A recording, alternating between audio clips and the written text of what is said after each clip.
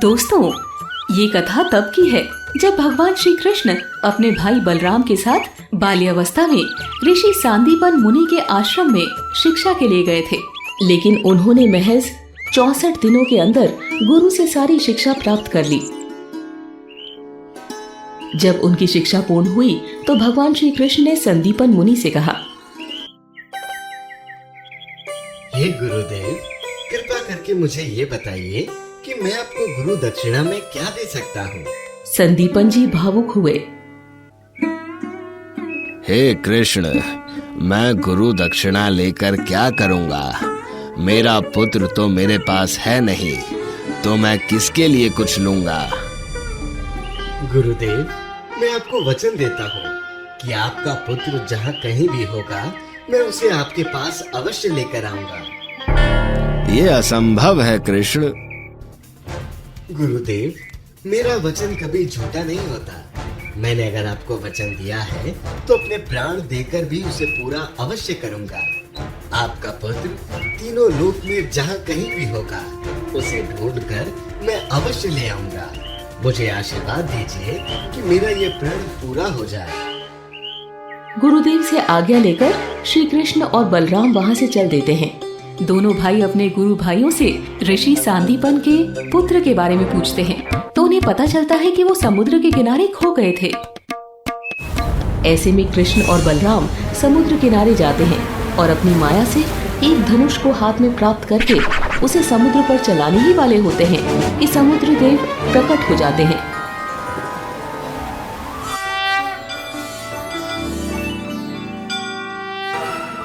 जगपति के श्री चरणों में मेरा प्रणाम। क्या आज्ञा है प्रभु?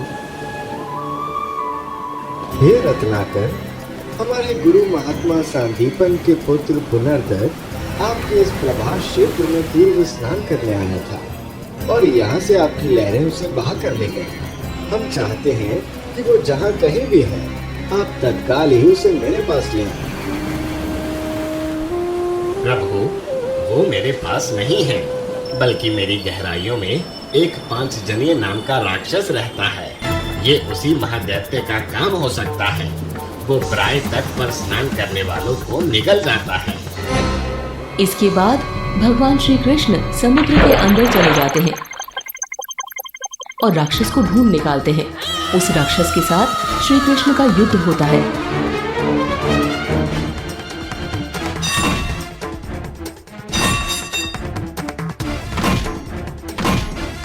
जिसमें श्री कृष्ण उस राक्षस की हत्या कर देते हैं, लेकिन फिर भी उनके गुरु का पुत्र उन्हें नहीं मिला।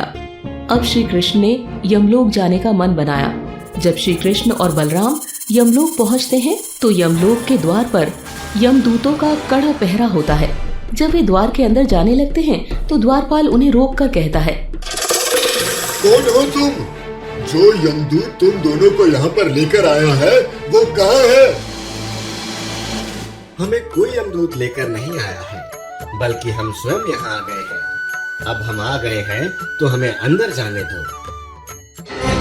ऐसे में द्वारपाल को क्रोध आ जाता है। मूर्ख बालक, केवल मृत्यु के बाद ही जीवों को यमराज के दर्शन होते हैं। अगर ऐसा है तो हमें मार ही डालो। अगर तुम ऐसा नहीं कर सकते तो यमराज से जाकर कहो कि वो बाहर आए, क्योंकि हमारा उनसे मिलना परम आवश्यक है। परेशान होकर द्वारपाल यमराज के पास उनकी सूचना देता है। लगता है वो दोनों कोई मायावी असुर हैं, जिन्होंने हमारी नगरी में प्रवेश करने का साहस किया है। उनके सुदंडता का उत्तर उन्हें हमारा यमदंड अवश्य देगा। यमराज अपने सिंहासन पर बैठे बैठे मंत्र पढ़ते हैं और यमदंड उनके हाथ में आ जाता है। वहीं से वो यमदंड को श्री कृष्ण और बलराम की दिशा में फेंकते हैं, लेकिन उससे उन्हें कुछ नहीं होता और उनका यमदंड उनके पास वापस लौट जाता है और अदृश्य हो जाता है। जो यमदंड को शक्तिहीन कर दे, ऐसा तीनों लोक में कौन है? उसे तो मुझे स्वयं चलकर देखना होगा। ये सोचकर यमराज द्वार पर जाते हैं और क्रोध भरी नजरों से दोनों को देखते हैं। तब श्री कृष्ण और बलराम मुस्कुरा रहे होते हैं। फिर यमराज को श्री कृष्ण में भगवान विष्णु और बलराम में शेषनाग नजर आते हैं। तब यमराज अपने दोनों हाथ जोड़ लेते हैं। हे त्रिलोकपति, अपने दास की भूल को क्षमा करें और मेरा प्रणाम स्वीकार करें। इस दास के लिए क्या आज्ञा है प्रभु? हम महामुनि सांदीपन के पुत्र पुनर्दत्त को आपसे वापस मांगने आए हैं। वो जिस लोक में जहाँ भी है उसे लाकर हमें दे दो, यही हमारी आज्ञा है। हे सर्वशक्तिमान, हमारे पास सभी प्राणी जीवात्मा के रूप में ही आते हैं। मैं उसी रूप में उन्हें वापस कर सकता हूँ, परंतु उन्हें पार्थिव शरीर प्रदान करने की शक्ति मुझ में नहीं है प्रभु। तुम उसकी चिंता ना करो, तुम हमें वो जीवात्मा ही लौटा दो। इसके बाद यमराज के हाथ में एक ज्योति प्रकट होती है, जिसे वो श्री कृष्ण को दे देते हैं। फिर वो उस आत्मा को लेकर चले जाते हैं और उसे पहले जैसा ही शरीर देकर उसमें आत्मा का प्रवेश करा देते हैं। फिर वो तीनों आश्रम की ओर चल देते हैं। जब वो तीनों आश्रम पहुंचते हैं तो सबसे पहले उन पर सुदामा की नजर पड़ती है, तो वो दौड़े दौड़े गुरु माता के पास जाते हैं और कहते हैं, गुरु माता, कृष्ण आ गया है और उसके साथ आपका पुत्र पुनर्दत्त भी आ गया है। सांदीपन ऋषि भी वहीं थे। वो ये देखकर आश्चर्यचकित थे। गुरु माता और गुरु की आंखों से खुशी के आंसू बहते चले जा रहे थे। पुनर्दत्त दौड़ता हुआ अपने माता पिता के गले लग जाता है। गुरुदेव, मैंने कहा था ना कि मैं आपके पुत्र को वापस अवश्य लाऊंगा। ऋषि सांदीपन श्री कृष्ण को धन्यवाद देते हैं और फिर श्री कृष्ण गुरु से आशीर्वाद और आज्ञा लेकर मथुरा लौट जाते हैं। एक बार सुदामा ने भगवान श्री कृष्ण से पूछा, माया क्या होती है? मैं माया के दर्शन करना चाहता हूँ। श्री कृष्ण ने सुदामा से कहा।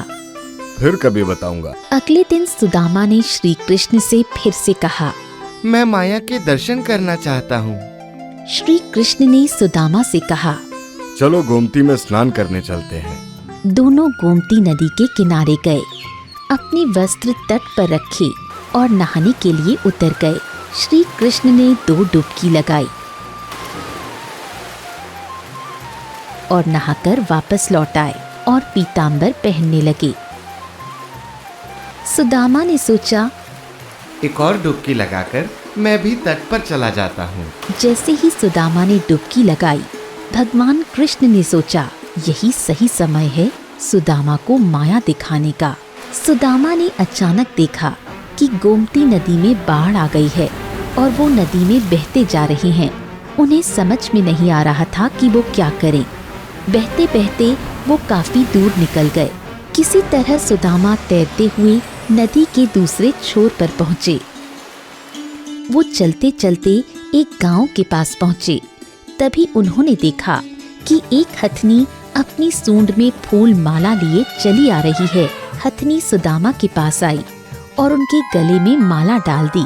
तभी सुदामा ने देखा कि हथनी के पीछे पीछे ढोल नगाड़े बजाते हुए लोग आ रहे थे। लोगों ने महाराज की जय हो, महाराज की जय हो का नारा लगाना शुरू कर दिया। उन्होंने सुदामा को बताया, हमारे महाराज की मृत्यु हो गई है और हमारे यहाँ की प्रथा है कि हथनी जिसके भी गले में माला डाल देगी वो हमारा नया महाराज होगा। आज से आप ही हमारे राजा हैं। सुदामा को राज सिंहासन पर बैठाया गया और राज मुकुट पहनाया गया। सुदामा को ये स्वप्न जैसा ही लग रहा था कि वो राजा बन गया। उनका विवाह एक सुंदर सी राजकुमारी से करवाया गया। कुछ समय पश्चात सुदामा को 2 पुत्र हुए। एक दिन अचानक सुदामा की पत्नी बीमार पड़ गई। राज वैद्य से उसका उपचार करवाया गया, लेकिन उसकी तबीयत बिगड़ती गई और वो मर गई। सुदामा बहुत दुखी हो गया। उसकी आंखों से आंसू निकल गए और वो फूट फूट कर रोने लगा। चारों तरफ भीड़ इकट्ठी हो गई। लोगों ने सुदामा को सांत्वना दी और कहा, आपको ये शोभा नहीं देता। आप हमारे राजा हैं।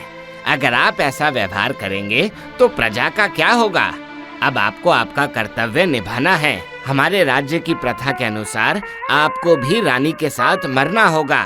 ये मायापुरी राज्य का नियम है कि राजा को अपनी पत्नी के साथ चिता पर बैठना पड़ेगा और उनके साथ परलोक की यात्रा करनी पड़ेगी।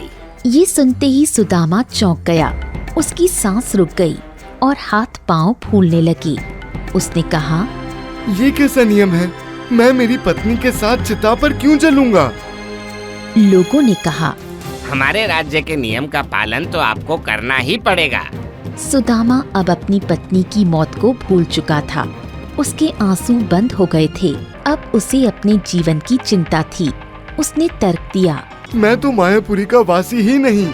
मुझ पर आपका कानून लागू नहीं होता, इसलिए मैं चिता पर क्यों जलूंगा?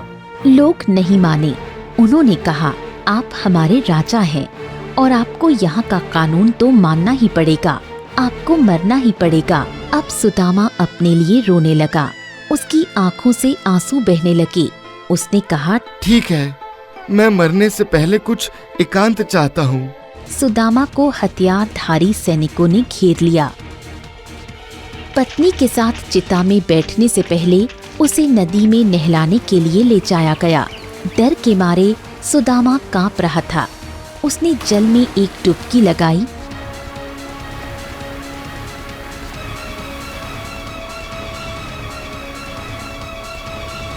और जैसे ही उसका सिर पानी से बाहर निकला तो उसने देखा कि वहाँ पर सैनिक नहीं थे। नदी के किनारे पर पीतांबर पहने कृष्ण खड़े थे। सुदामा फूट फूट कर रोने लगा। वो किनारे पर कृष्ण के पास आया। श्री कृष्ण ने सब कुछ जानते हुए भी सुदामा से प्रश्न किया, सुदामा, तुम रो क्यों रहे हो? सुदामा ने कहा, मैं जहाँ से आया हूँ वो सच है या तुम मेरे पास खड़े हो ये सच है? श्री कृष्ण हंसने लगे। तुम्हें अपने प्रश्न का उत्तर मिला या नहीं? सुदामा ने पूछा। कौन सा प्रश्न? श्री कृष्ण ने कहा, तुम माया के दर्शन करना चाहते थे ना? तुमने जो देखा, अनुभव किया, वो सब माया थी और तुम जो मुझे देख रहे हो वो सच है। मेरे अलावा जो कुछ भी है वो मेरी माया है। जो मुझ में सब देखता है, मेरा अनुभव करता है, उसे मेरी माया छूती नहीं है। माया मनुष्य को नचाती है, लेकिन जो भगवत भक्ति में लीन हो जाता है वो मोह और माया के चक्कर में नहीं फंसता। दोस्तों, आपको आज की कहानी कैसी लगी? आशा करती हूँ इस कहानी से आपको कुछ ज्ञान अवश्य प्राप्त हुआ होगा। ऐसी और भी कहानियाँ सुनने के लिए वीडियो को लाइक और शेयर करना ना भूलिएगा। धन्यवाद।